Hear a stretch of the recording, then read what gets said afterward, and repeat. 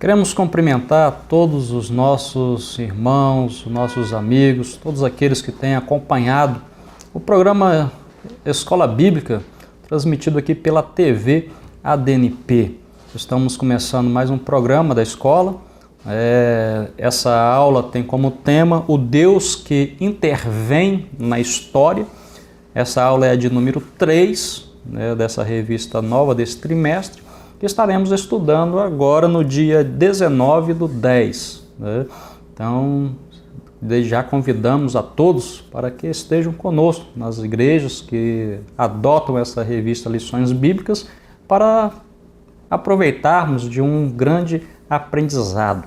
Queremos ler, no entanto, o texto áureo desta lição que se encontra registrado no livro do profeta Daniel, capítulo 2, versículo 20 e o 21, que diz: Falou Daniel e disse: Seja bendito o nome de Deus para todo sempre, porque dele é a sabedoria e a força. Ele muda os tempos e as horas. Ele remove os reis e estabelece os reis. Ele dá sabedoria aos sábios e ciência aos inteligentes. Queremos, desde já, introduzir esta aula de hoje, começando então com esse texto, que é o nosso texto áureo. Então, essa lição, quando olhamos para a leitura bíblica em classe, ela se encontra registrada no segundo capítulo do profeta Daniel. Então, esse segundo capítulo, além dele contar então uma história que aconteceu naquele reino em Babilônia, ele também narra uma profecia. Essa profecia, ela já teve em uma parte, já cumprida, e uma outra parte, será então cumprida em um futuro próximo, assim nós cremos. Então, não somente este capítulo aqui revela como Deus ele trabalha em favor do seu povo, mas quando olhamos as páginas sagradas, quando estudamos a Bíblia Sagrada, nós encontramos várias outras passagens que ratificam esta verdade. Poderíamos até citar o exemplo de como Deus interveio ali, livrando o povo de Israel daquela escravidão egípcia. É um exemplo. Poderíamos ainda citar o caso da intervenção de Deus no reinado de Assuero, ali mediante a rainha Esté, e várias outras passagens que a Bíblia então ela vem para confirmar, para ratificar essa verdade de que Deus ele trabalha em favor do seu povo. Mas o objetivo desta lição, deste capítulo que nós estamos estudando, é revelar o plano divino para o povo judeu e bem como também para o povo gentil. Esse então é o objetivo desse segundo capítulo do livro de Daniel. Bom, a lição ela se encontra dividida em 3 capítulos. O primeiro capítulo ele vem abordando sobre o sonho perturbador de Nabucodonosor, e para tanto nós visualizamos aqui na revista o tempo do sonho. Então esse capítulo ele é introduzido falando assim, o reinado de Nabucodonosor. Então, segundo o pastor Antônio Gilberto, um grande escritor, um grande ensinador das Sagradas Escrituras, ele relata que este sonho de Nabucodonosor, aquele sonho perturbador, ocorreu um ano após então a ida de Daniel para a Babilônia. Então, nessa ocasião, Deus deu ao rei alguns sonhos, como está registrado neste capítulo 2, que causou então, por sua vez, grande perturbação no coração daquele monarca, no espírito daquele monarca. E nós, estudando a história, nós percebemos então é que Daniel ainda ele estava no seu curso de formação, podemos assim colocar, em Babilônia, né, quando o Nabucodonosor teve então aquele sonho. Mas o fato que nos chama a atenção aqui é que Deus deu um sonho profético, né, para aquele monarca. Contudo, Nabucodonosor ele não conseguia, por sua vez, se lembrar do que ele havia sonhado, né? Somente lembrando que era algo terrível, que era algo perturbador, né? E nós observamos um pouco mais além a respeito da habilidade dos sábios, né? Então ela é desafiada dentro do palácio. Olha só, Nabucodonosor, então, ele desejoso, né, de saber, né, qual era o seu sonho, qual era o significado daquilo que ele havia sonhado de tão terrível, de tão perturbador, né? Então ele mandou, né, chamar, né, todos os seus magos, os astrólogos, né, e lança agora o desafio. O desafio era, né, pedindo que eles, então, lhe dissessem, né, para ele o que ele havia sonhado, né? Os magos, então, por sua vez, eles começaram, né, a dizer para o rei que eles não podiam, né, contar para ele o que ele havia de fato sonhado. Então nós observamos que por meio então dessa questão deles querer ganhar tempo, querendo que Nabucodonosor revelasse então o seu sonho, o rei então percebe-se, né, que aqueles magos não tinham resposta, né, para aquela questão, para aquela situação, que eram na verdade manipuladores, né? Ou seja, eles preparavam palavras mentirosas para lhe contar, né? Então, ele enfurecido com essa situação, o rei decidiu então matar todos os sábios. Então nós começamos a observar aí então uma grande realidade, que é o fracasso da sabedoria pagã. Olha só, diante então desse fracasso dessa sabedoria pagã, Nabucodonosor ele resolve então, né, tornar aquele desafio em uma questão de vida ou morte, né, para todos os sábios. E isso incluía também Daniel e os seus companheiros, os seus amigos que foram levados, né, para a Babilônia.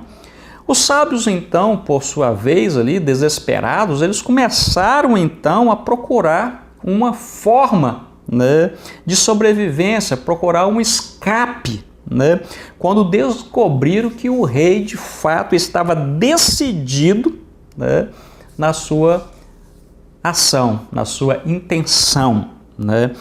Então, pois o rei havia esquecido o seu sonho, né, e eles perceberam que a situação então era desesperadora.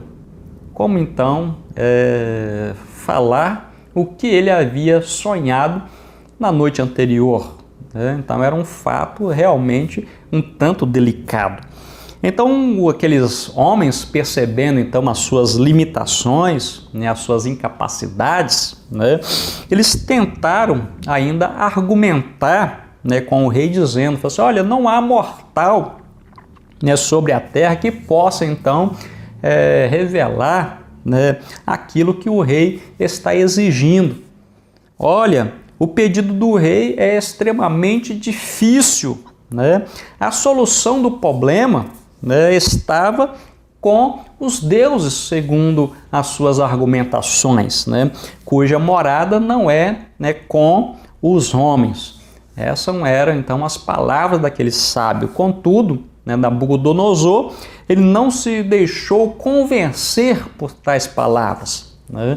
Ele não estava querendo mais ouvir, ele estava decidido realmente a exterminar aqueles homens. Então, Nabucodonosor, ele ordenou um decreto terrível, né? Todas as classes de magos, então, da Babilônia, né, de vários os tipos, seriam então executadas. como nós falamos aqui, incluindo Daniel, é claro, e os seus amigos. Bom, o segundo capítulo dessa lição, ele vai começar agora a tratar sobre a atitude sábia de Daniel. Olha só, a cautela agora que Daniel tem. Observamos uma coisa. Na hora então de se apresentarem diante de Nabucodonosor, nós observamos que Daniel e seus companheiros, eles não foram lembrados, né? Então, fala assim, não, você está fazendo curso, nós estamos aqui mais antigos, somos veteranos, né? Nós vamos lá resolver essa situação. Né? Então, eles não foram lembrados, foram deixados de lado. Agora, contudo, quando sai aquele decreto para exterminar, né, todos os sábios, Daniel e seus companheiros, por sua vez, não foram esquecidos. Eles também estavam no rol daqueles que deveriam serem exterminados. Olha só, quando olhamos então para Daniel neste contexto, vale nós fazermos aqui uma reflexão, né? Olha só, quem era então Daniel? Daniel, por sua vez, era um escravo, Daniel era um estrangeiro, né? Daniel estava em uma terra estranha à sua, né? Todavia, Daniel era um homem temente a Deus, né? E isso realmente faz a diferença, né? Olha só, então Daniel, por sua vez, ele não se intimida e não se intimidou, então, com aquela questão do rei, né, decretar, pedindo para exterminar, ordenando, melhor falando, exterminar todos os sábios, né, todos os entendidos, todos os magos, né? Então Daniel, então, ele pede uma audiência, né, com o rei, e ao apresentar-se diante do rei, ele pede então um tempo, né, para o rei, para que ele pudesse então estar consultando ao Senhor, né, sobre aquele sonho, e o Senhor então por sua vez lhe daria não somente o sonho, mas também a interpretação. E Nabucodonosor assim concordou, dando-lhe, né, 10 dias para que ele então pudesse trazer a resposta para ele do que ele desejava. Então nós observamos que ao deixar então a presença de Nabucodonosor, né, Daniel agora ele convoca, né, os seus companheiros, né, os seus amigos ali, judeus, né, e eles foram então buscar uma resposta, ou a resposta, melhor falando, naquele que revela o profundo e o escondido, né, que conhece, né, o que está em trevas. Eles foram buscar então a resposta naquele que mora com a luz. Então nós observamos que eles entraram, né, por meio do caminho da oração. E Deus, por sua vez, então, ele começa a revelar a Daniel. Então nós observamos que agora Deus ainda revela mistérios. Então Deus, né, por sua graça, né, por meio da sua misericórdia, o Senhor agora então ele revela, né, os mistérios, né, eles são verdades espirituais, e essas verdades espirituais, né, só podem ser conhecidas por meio de revelação. Então o Senhor, né, Jesus, uma certa vez, né, falando, graças te dou, ó Pai, pois revelaste, né, essas coisas aos pequeninos, né, aos entendidos, e ocultaste então aos sábios, né? Então nós observamos, né, que Deus então ele revela os seus mistérios àqueles que obedecem ao seu evangelho, que obedecem à sua palavra. Pois os segredos de Deus, os mistérios de Deus, não são revelações, né, que o homem natural não consegue entender, pois ele se decide tudo naturalmente. Mas aquele que é espiritual, ele consegue entender, pois tudo é discernido espiritualmente.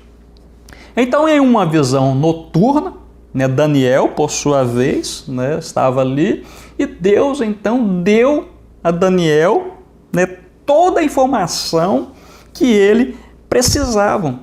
E era então informações salvadoras, né? Então Deus não só revelou, né, a Daniel o que o rei havia sonhado, mas ele também deu para Daniel a sua interpretação, né? Então Deus, na sua graça, ele pôde então dar para Daniel, em uma visão noturna, tudo aquilo que ele precisava saber. Então, após a revelação dada, né, em sonho para Daniel, Daniel, por sua vez, então, ele imediatamente foi procurar então o homem responsável para cumprir, né, a ordem do rei, contou-lhe, né, tudo o que Deus havia lhe revelado e pediu então para que o mais depressa ele fosse introduzido, né, ali na presença do rei, né, para contar-lhe então a revelação do seu sonho real. Olha só, então nós observamos, né, que esse sonho havia então o caráter profético nesse sonho de Nabucodonosor, né? Então Daniel ele confirmou, né, confirmou para o rei que, em sua opinião, o sonho, né, o sonho de Nabucodonosor era, de fato, que ele estava tentando lembrar, né, era realmente algo valioso, né? Então ele tinha uma mensagem de grande importância, né, e também de vasta consequência, né? Então Daniel ele começa a relatar tais palavras para Nabucodonosor e falando que não era então um sonho comum, nem um sonho natural, né, uma coisa que não se valesse apenas ser lembrado, né, ou de ser contado novamente, mas era de fato uma revelação divina. Deus lhe havia dado uma revelação do céu para ele, né? Então Deus, nesse sonho, ele revelou ao rei o que iria acontecer nos últimos dias, né? Isto é, nos dias que estavam por vir. Olha só, chegando até ao estabelecimento do reino de Cristo no mundo. Então era algo que estava para se cumprir, podemos dizer, a médio e a longo prazo, né? E o que deveria então ocorrer nos últimos dias. Então, como nós já dissemos, parte desse sonho já se cumpriu quando estudamos a história bíblica, né? Bem como também a história secular, ela conta também o que aconteceu neste período, né? E nós começamos a visualizar aqui agora, dentro do 3º capítulo, que Daniel ele conta o sonho e interpreta-o, né, para Nabucodonosor. Primeiramente, então, a descrição, né, correta daquele sonho, ou seja, a correta descrição do sonho de Nabucodonosor. Então, esta visão imensa e deslumbre havia deixado, então, Nabucodonosor perplexo, confuso, contudo, esquecido, não havia lembrança. Olha só, embora então fosse uma única imagem, mas era composto. Olha só que interessante, começa agora a aparecer dentro deste sonho, dentro das páginas sagradas, né? Então ele havia sonhado com a grande estátua. Então era uma única imagem, mas contudo, né, era algo composto. Por exemplo, ele começava então com o ouro brilhante na cabeça. Era uma cabeça então de ouro, né? E ela começava gradativamente, né, deteriorizar, né, em qualidade. Então agora já com o peito e os braços composto de um metal mais inferior, né? Essa era a prata. Então começa com a cabeça de ouro e agora passa então para o peito e os braços de prata. E nós observamos agora que ele começa a deteriorizar ainda mais, passando agora o ventre e as coxas para um material chamado então de cobre. Agora já as suas pernas eram de ferro, né? E os pés eram uma mistura então de ferro com barro, né? Quebradiço. Então nós observamos que começa magnífica e vai deteriorizando. Então nós observamos que naquele sonho, né, uma pedra, né, sem o auxílio de mão, ela foi lançada, né, e quando aquela pedra então ela bateu nos pés daquela estátua, aquela estátua então veio abaixo, aquela pedra esmiuçou a imagem bem na sua base, né? Então toda a sua estrutura ruiu, né? E ela foi reduzida a pó, como a grande pragana, e levando, né, ou levado pelo vento. Então nós observamos ainda que a pedra se transformou em um grande monte, né? Então isso é a correta descrição daquele sonho. Mas, contudo, a interpretação, né, daquele sonho, né, dos elementos materiais daquela grande estátua, né, tem agora a sua simbologia, tem a sua interpretação, né, melhor falando, né? Então nós, olhando para a estátua, os elementos que a compunham, agora nós começamos a observar a sua interpretação. Olha só, a cabeça de ouro, né, representando então a Babilônia, era a Babilônia. E a Babilônia, por sua vez, então, dominou vasta região, né, do mundo desde a ascensão então de Nabucodonosor, né, em 605 a.C., até ser conquistada em 539 a.C. pelo exército combinado, né, dos medos e dos persas, né? Então os medos persas, eles entraram e devastaram então a grande Babilônia. Os peitos então de prata era o governo ou o império persa. Então os monarcas que governaram então a Babilônia depois da morte de Nabucodonosor foram fracos, né? E não conseguiram deter, né, o avanço dos medos e dos persas, né? Até que esses invadiram a poderosa então cidade da Mesopotâmia, né, a grande Babilônia, e a conquistaram. Então passando um período sobre o reino, né, sendo reinado então pelos medos e pelos persas. Agora, quando nós observamos o ventre, né, e os quadris de bronze, né, essa já faz referência à Grécia. Olha só, o império então medo-persa sucedeu Babilônia, mantendo-se sua supremacia, né, até o ano de 331 depois de Cristo. Então esse império medo-persa ele acaba sendo ruído, né, quando Alexandre Magno, né, ou Alexandre Grande, ele vai lá, derrota as forças persas, né, estabelecendo então o vasto domínio dos gregos.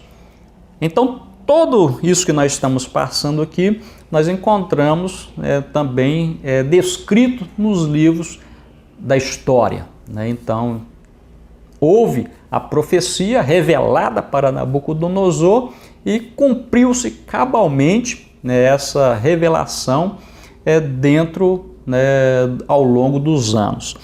Olha só, o interessante, né, que contudo esse império também de Alexandre, né, também chegaria ao seu termo, chegaria também ao seu fim, pois a predição também, né, fazia parte as pernas, né, que era então de ferro na sua imagem.